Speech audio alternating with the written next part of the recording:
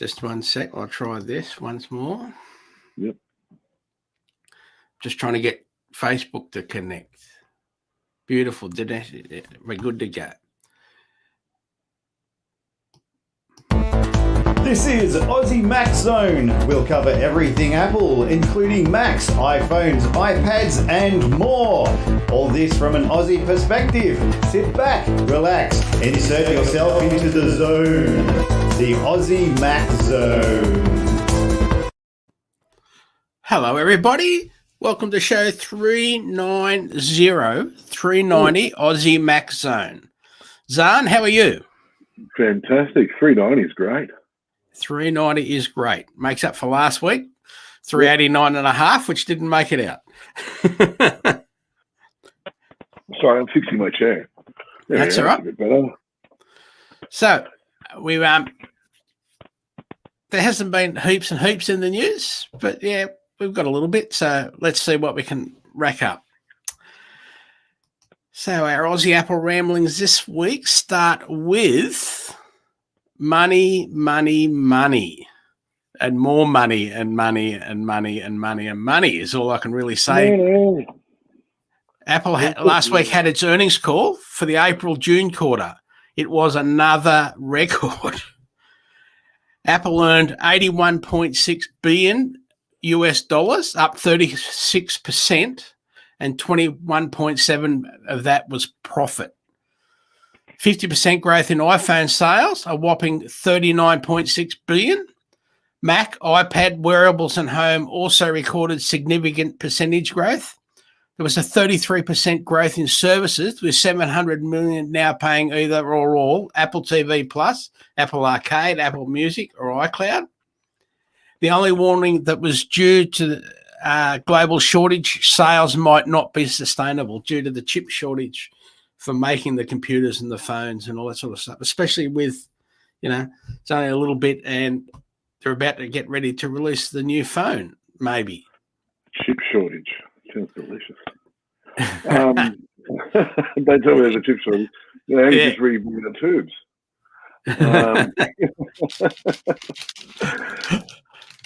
This is you expect this though, don't you? Because we're all over the world, we're all in some sort of lockdown still. So people aren't spending their money on what they'd usually spend it on. So they've got that little bit of extra savings there, and they're thinking, well, I need to get online because I need to do something, otherwise I'm going to go crazy. You end up cutting your beard off, just crazy things. And you're not doing your hair properly. I'm wearing pajama pants. And clearly I've gone native. I've got spears and things behind me. And the crazy things are, what do you want to do? So you need to get online. You need to re-engage. You need some sort of human contact. And how are you going to get that? You're going to buy a new Mac. You're going to buy a new Apple phone. You're going to buy that iPad. You're going to buy the accessories that go with it. And so I'm not surprised that they made such a profit, because we're all going a little bit mad. And we need something to entertain us where, in the give me convenience or give me death stage of lockdown, and so you need to be able to order your food. You need to be able to watch it and stream your television. You need to be able to video call your friends. All that sort of stuff. And I don't know what happened there. We might have lost the first bit of Facebook, but I thought you were talking about me. I don't know what happened there. Been in the house for 3.5 weeks. I'm fine. Everything's okay. Isn't that right? That's right. I'm fine. No. It feels that way. The only thing sort of entertaining me at the moment are the kids. And so I can understand. And we're using, we're like you and us are having board game nights via, our MacBooks. We're using, we're using video. What's it bloody called? I've lost my mind. See, everything's gone. FaceTime. FaceTime. Thank you, Michael. Jesus. We're using FaceTime to communicate with each other, playing board games over the internet. Yep. You know, so And I understand. And we are. And so what I'm trying to say is, yes, I understand the profit because we all still need to keep in touch with reality. Yes. And yeah, there's nothing more I can say about money. That's it. It's all good on them, basically. Yeah. People are... Yeah, absolutely. So on to our next news report. Yeah. It says urgent. Yes. What do you need to update? Why you need to update? Sorry if I'm looking down. My laptop's here. Everything else is down here, so we don't have the studio set up. And so I'm going to do this a little bit and then come back to you guys. I apologise, but bear with better us. than looking up your nose, son. Better than looking up your nose. That's right. Exactly. We're doing the best we can at these times. Why you need to update all your iPhone, iPads, Macs right now. ZNet reports right now. ZNet reports. This is a big one. You need to update them all and update them all now. If you've not yet updated your iPhone, your iPad, and your Macs with the latest patch from Apple, then you need to take some time out of your day to do it right now because it is a big one. Apple has published iOS 14.7.1, iPadOS 14.7.1, macOS Big Sur 11.5.1.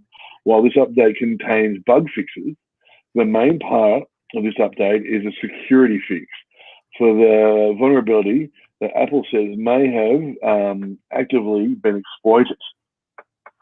In other words, the bad guys are already using it.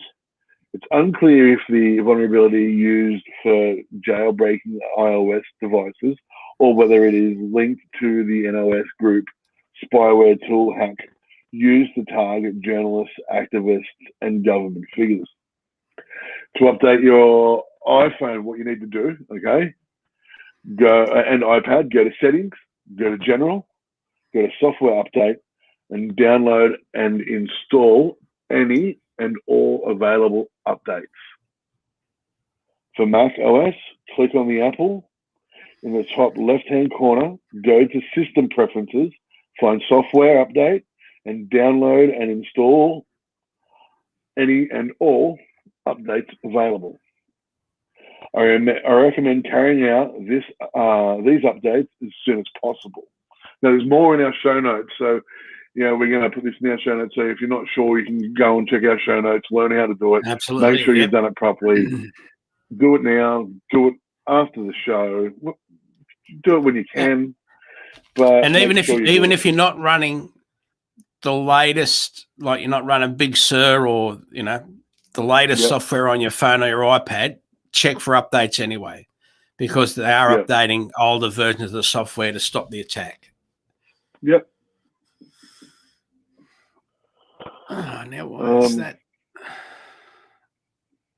I don't know why that heading's there, but anyway. Yeah. Cult of Mac reports goodbye to Cult of Mac magazine. This is a bummer, let me tell you. Cult of Mac has just published its last issue. Unfortunately, this is the last issue of Cult of Mac magazine. We launched Cult of Mac magazine back in September 2013 and have published 411 weekly issues since then. Yes, 411 issues. Highlights include a cover made especially for us by Susan Kerr, the designer of the original Mac's icons, and a string of great-looking magazine covers by Steve Smith and a former staffer. But declining readership, competition from news apps, and difficulty getting advertising has led us to retire the publication. It's been a great run, but it's time to shut up shop. Cult of Mac magazine was a weekly news magazine devoted to the world of Apple. Every Saturday, we published a digest of Cult of Mac stories in an iPad-friendly format, included a mix of news, features, product reviews, app roundups, and killer how-tos. We had a weekly Ask a Genius column in which a genuine Apple genius answered technical questions. The magazine was intended to take advantage of Apple's Newsstand, a virtual newsstand app, but Newsstand never took off, and Apple replaced it in iOS 9 with its News app, and we continue to publish as a standalone app. Unfortunately, we've seen readership slowly decline, especially with apps like Apple's News Plus and Flipboard, which do a great job of aggregating content from lots of different publishers, and of course, there's a Facebook and Twitter as well. Ironically, as readership of the magazine declined, we saw readership in the News Plus app pick up. It's too bad because I think the magazine was the best way to read Cult of Mac. It was published using some beautiful software from TapJet, which includes great animations and page transitions. The app is easy to browse and navigate. The artwork looked great and the post really popped. But it never got the traction it deserves, so it's time to close it down. I'd like to thank everyone who read the magazine. Thanks for your support over the years. Sincerely, Leander. So now, What a shame. Yeah, absolutely. To the Cult of Mac team, thanks for keeping us informed. Yeah, absolutely. And giving us a great time. Because it was great. Absolutely great. Now, gaming. We've got some gaming? I do. It's pretty exciting stuff. So, sorry. I'm actually in the game now and I'm trying to... Oops. Oh, snake. See if we can see it. You're going to like it. Yeah. Excellent. Excellent. Exactly right. Oh, there we go. So, yeah, right there. Yep. Yeah. If we all seen that, my Paul, that is Angry Birds Reloaded for arcade. So what's it been like? Fantastic, of course. Now, if you're a fan of Angry Birds, then you're a fan of Angry Birds. This is no different. It's just reloaded and down on your Apple Arcade. You can get it right now if you've got Apple Arcade. You can play it right now if you've got Apple Arcade. It is absolutely fantastic. Again, I'm a huge fan. I love this game. I think it's hilarious. It's such a great concept of a game. It's so simple yet really hard at the same time. The birds are great. They're all the same birds. All the same pigs, you know, and you're just doing the same thing, but excellent. Somehow it's still so addictive. Well, I've still got my socks. I've still got my drinking cup, so I'm happy. Yeah. I knew you would like that one, of course. I was really, really impressed. Actually, it's great. The sound quality, the graphics, the game, the playability are all right up there. Yeah. The graphics, since it was reloaded, so I guess they've done a little bit of mastering and that sort of stuff, and a little bit more graphic work to it, so it's a little bit better than the old one. I thought the graphics were really good. The wood, and when you hit the ice or the stone and everything like that, it comes apart, and if you hit the stone, it makes that breaking stone sound. If you hit the wood, it makes that crackling that would if you were snapping a branch of a tree or something like that. Yep. It was really good. I was really happy with it. I got so much enjoyment out of it. I played it for half an hour, I guess, today when I was on my break because I had nothing better to do, and so I thought, well, I'll quickly have a go and check it out, and that way I can do a game review on it. thinking I'd only play it for 5 minutes against the old Angry Birds, and I've smashed it so many times. And even though it is called Reloaded, again, the graphic quality, the sound quality, the playability is just so much better. And it's moved forward with the phone, which I was playing on, and so 5 apples out of 5. Excellent. Just because the nostalgia's there, the playability's there, the sound quality's there, the graphics are there. It's all there, and it's all 100%. There's no glitchiness or anything like that. If you don't get it, you don't get it. You have to redo that level. That's right. Yep. That's right. And so it was all there. There's no buying your way out of it either. Like there's not. You can't buy your way out. It's not Candy Crush. No, that's right. You have to do what you have to do to get through that level. You do have a bar at the top that will give you a potion to make your red bird angrier, and makes him bigger, and he gets really, which was cool. You can swap one of the birds out for a box of TNT. You can use a king sling, which makes your sling bigger, stronger, so you're going faster when you're hitting the birds. All that sort of cool stuff. It was really good. It was really good. I really enjoyed it. So, nice and simple. Yeah. Yep, exactly. It does what it does, and it does it well. Yeah. So that's why I give it such a great rating. I'll be playing this again. And so, yes, check it out. Excellent. Angry Birds Reloaded. Excellent. And that's gaming. That's gaming from me. Gaming. So entertainment. I haven't got a lot of entertainment except because I've been watching it all. Yeah, me too. Ted's back. Yeah, Ted's back, and it's great. Yes.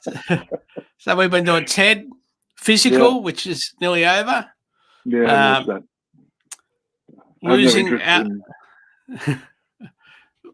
Losing Alice. That's another one. I haven't watched that one. Well, I haven't watched that though. That's in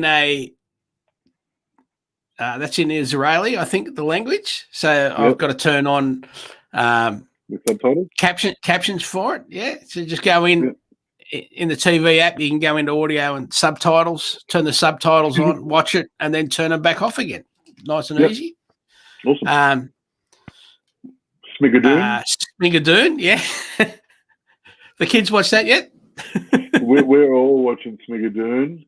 Yeah. And Kel and I watched the latest episode of Ted last night. Yeah. It was a perler. It was a perler of an episode. I know, it's great. Without giving too much away, the return of one and the new, outlook for the other player, and just him being him on television. So it was all cool. Yeah. So we'll see what happens. Yeah. Look forward to it. It deserves its rep. Yeah, it does.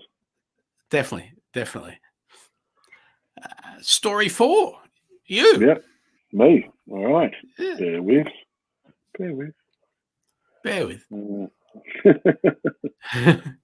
Lady Gaga. Where am I?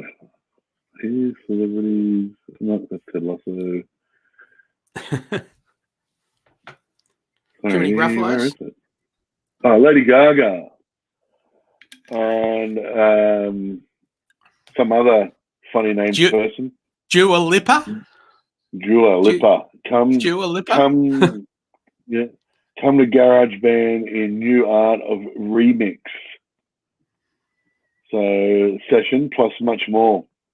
Yep. I'll drop news reports. Apple is bringing its popular GarageBand app onto the spotlight with the addition of several new sound packs developed by renowned artists and producers, including 2 all-new remix sessions to school users on the art of remixing. Although Apple frequently releases new GarageBand sound packs, this one of the most high-profile releases is years featuring years, featuring content from Lady Gaga and Drew Lipper, along with 7 new producer packs created by some of the world's top producers. There's also a special producer pack designed specifically as a companion experience to the up-and-coming Apple original docu-series, which is the sound with Mark Ronson, which has just premiered on Apple TV Plus. Art of the Remix, the headline content from Lady Gaga and Drew Lipper, is part, I hope I'm saying that right, is part of Apple's new Art of the Remix session designed to help anybody develop their own remixing skills using actual top hits. This pack also includes 2 inspirational videos where the artists tell the stories behind their hit songs. Drew Lipper, Break My Heart, and Lady Gaga's Free Woman. Other videos provide a step-by-step tutorial on remixing lead by Apple Retail Creative Pro using a GarageBand Live Loops version of each song. GarageBand users will be able to interact with these hits during the session, just like an artist would in the studio, isolating vocals, beats, and individual instruments, and adding their own touch, instruments, and Apple loops to their creativity run wild. Sorry, a lot more in the link. Check it out. That sounds like so much fun. Yep. I don't know who Drew Lipper is, and I wish they would bring in some more rock bands and things like that when they do this stuff. Well, we don't know because we don't know who the producers are, so that might be. Yeah, speaking too of entertainment and that sort of thing, Apple has a thing with Rick Rubin and Paul McCartney. Yeah, that's part of that thing. Yeah, that new docu-series. Yeah, the docu-series with Rick Rubin and Paul McCartney. That is interesting. I haven't watched it yet. I've only watched the trailer, but I really want to watch the whole docu-series, just because Rick Rubin, brought people like the Beastie Boys and Nirvana and all these great bands from the late 80s, early 90s, up to, sort of Korn and other great bands as well. Into the noughties, and is a renowned, amazing producer. He's done stuff with Guns N' Roses and Paul McCartney now and all that. And I think he's done stuff with Prince and MC Hammer, just to name a few. And so I really want to watch that. And if it's part of the docu-series, and hopefully there's some tracks for that in GarageBand, that would be amazing. It's a good way of encompassing everything. So that's great. Yes. Yeah. Excellent. Australia hears case for open access. Now, where'd it go? Hang on. Sorry. Just jumped down about half a page for me. Australia hears case for open access to Apple NFC tech as QR codes will not do. ZNet again. Google says opening access to NFC technology will spur innovation, while payments expert Lance Blockley argues QR code payments are not sufficient in an Australian context. Apple's alleged innovation stifling practice where its NFC tech is concerned have now become the focus of an Australian parliamentary committee, which on Monday heard the case for government intervention. The only payment application that can access the near-field communication interface, NFC interface, on an iPhone is Apple Pay, whereas all other interfaces on an iPhone, like Bluetooth, Wi-Fi, and the camera, are open to any application.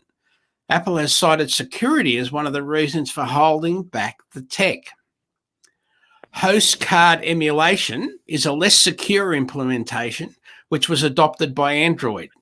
Now, Apple didn't say it was less secure. It's known that it's less secure. That's Apple right. did not implement HCE because doing so would lead to less security on Apple devices, Apple said in response to questions taken on notice from the Parliamentary Joint Committee on Corporations and Financial Services. Google likely selected this implementation because Android software is used on a variety of hardware devices offered for many different companies other than Google, and therefore had to select a software-centric solution, even though it is a less secure than a secure element-based implementation. Apple, which offers a tight integration between the operating system and its own hardware, is able to offer a fully integrated solution that is superior to Android's approach. It also told the committee an HCE implementation would lead to a worse user experience for consumers. Google, in response, said it does not believe there was any sort of security compromise in the HCE solution. So there is more in the link. Yep.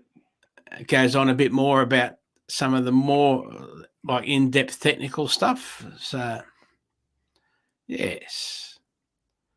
And like just being able to pay, like at the moment, right? You go to drive-through, you just pay. I've changed what side I wear my watch so that I can use it in drive-through properly. The fastest thing you've ever said.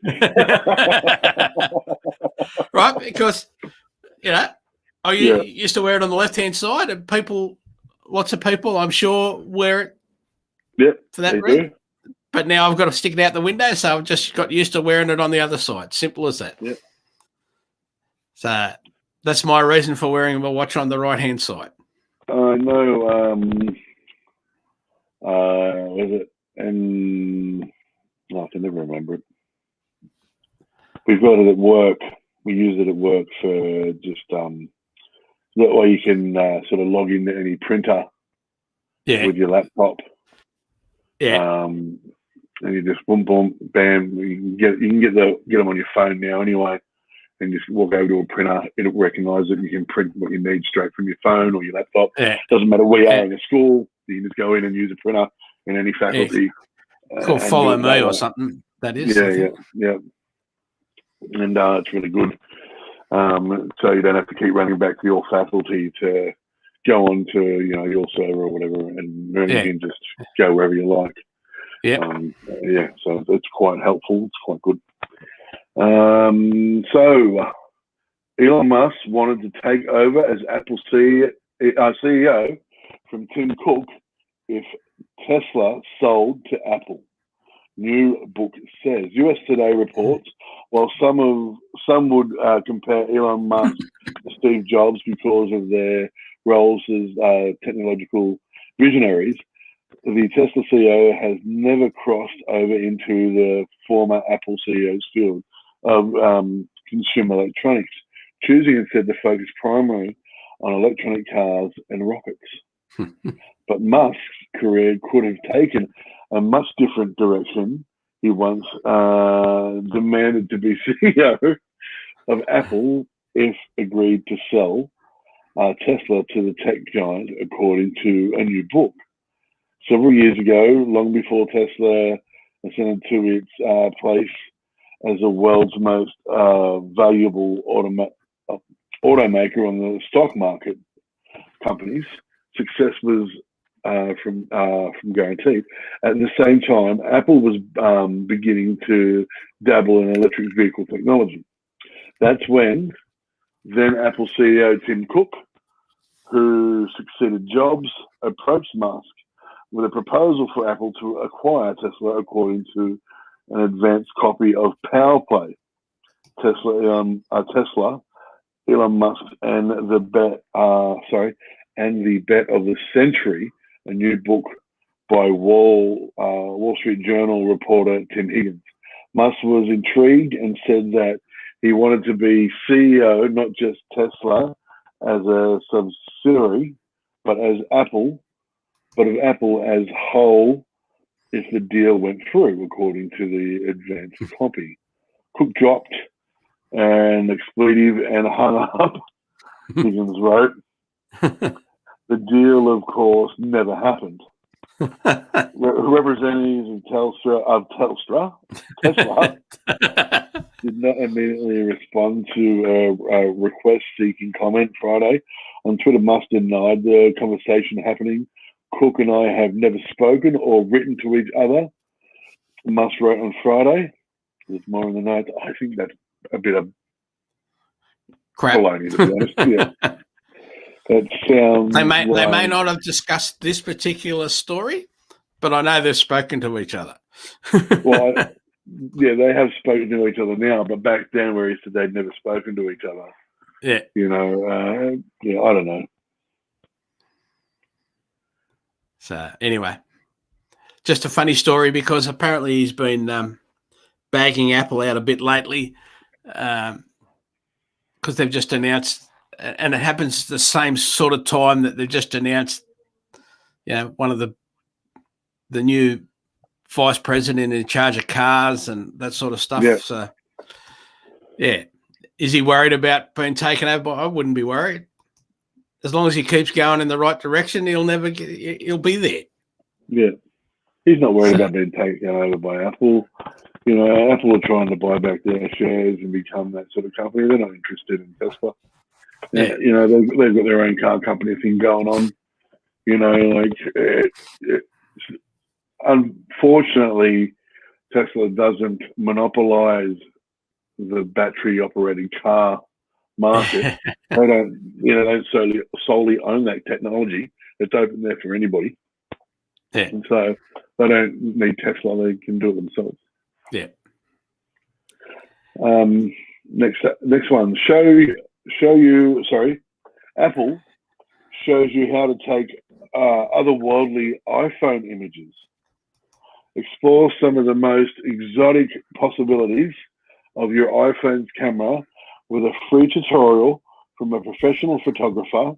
A video today at Apple Sessions shows how to use night mode to take and edit otherworldly images. The expertise comes from Maria Lax, a Finnish photographer based in London. Otherworldly images, step by step. Lax begins by taking night images by looking for light sources. The first element of photography for me is finding light, said Lax. So find light sources that look good, have interesting color, whatever light is calling you, whatever light is calling your name, she said. Yeah. Going towards the light, and don't overthink your pictures. The second thing is to experiment with something that can make it really unique. The photographer recommends, I like putting stuff in front of the lens and just seeing what happens.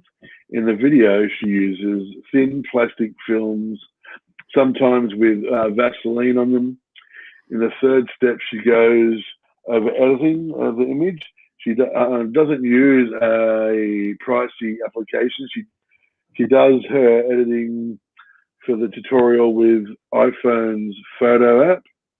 That shows some of the benefits of the rotate crop, contrast, saturation, and vignette. Vignette, thank you. I was trying to say it and couldn't say it. Vignette. I knew what the word was. It just wouldn't come out of my mouth. Vignette tools.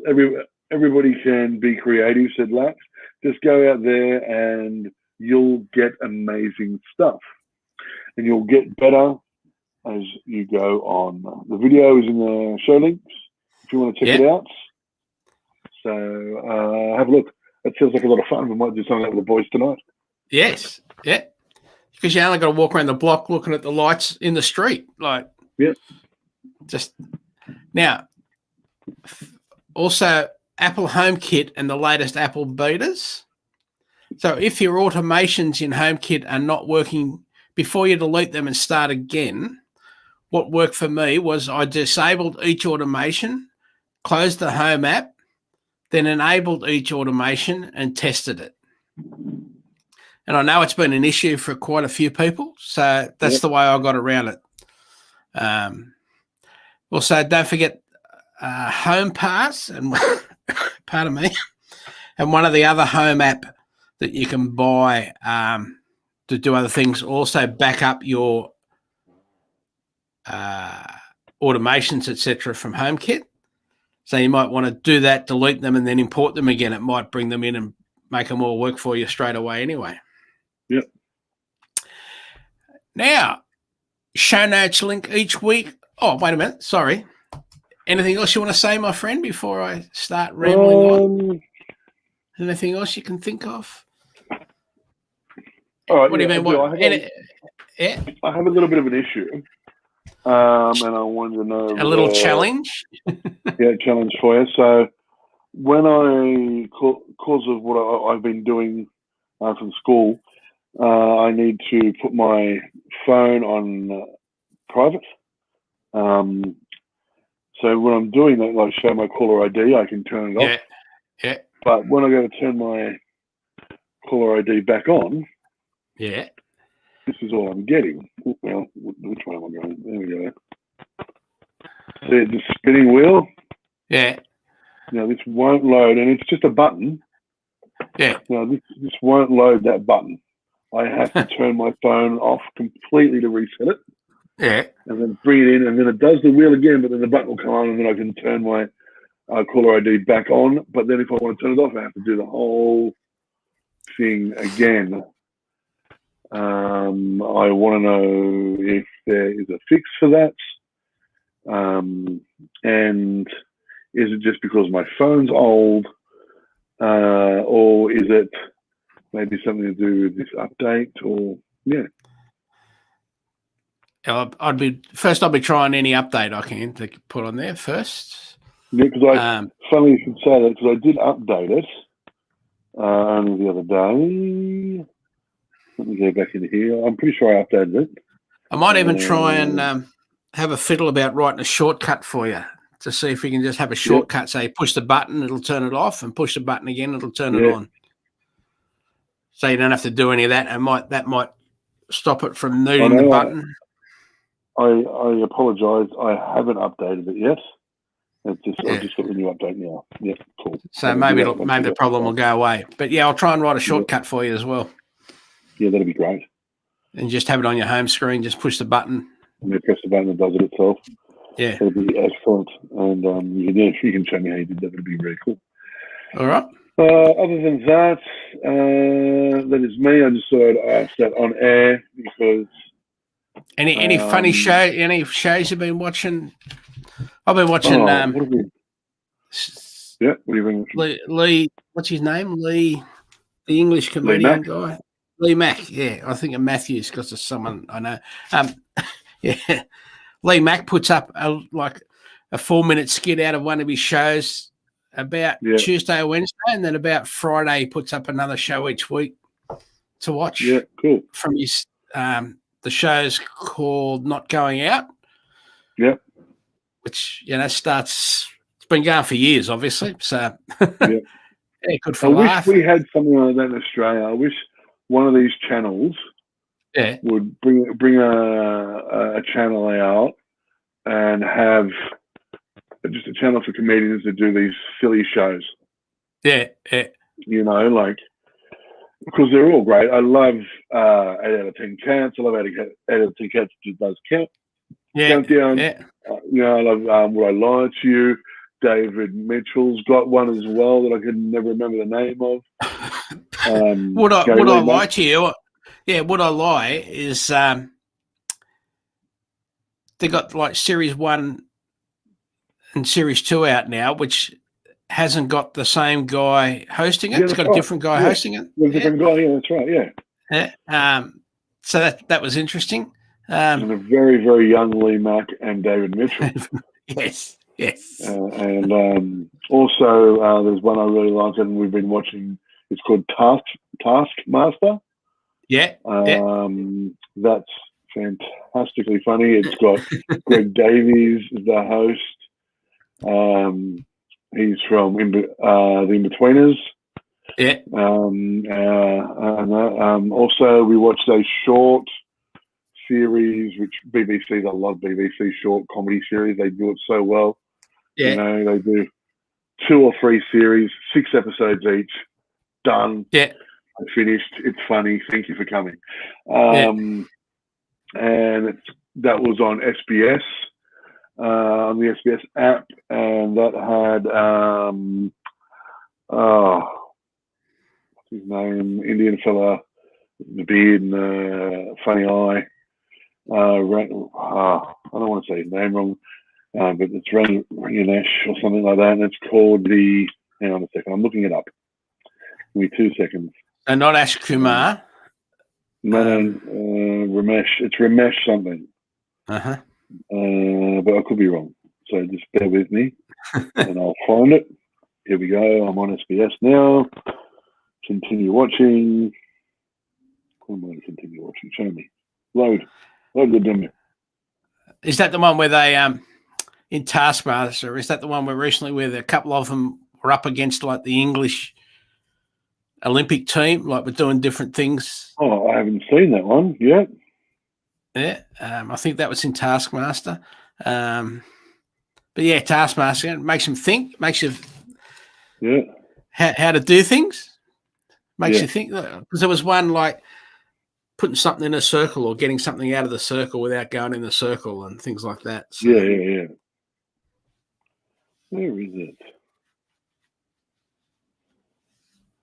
Oh, it's paid me off. I can't find it.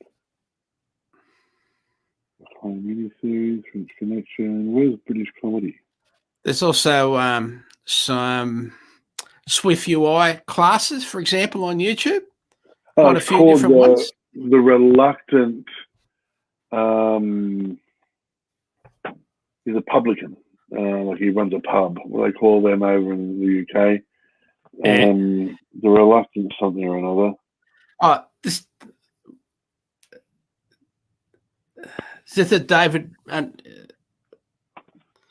Because there's the pub one where Landlord.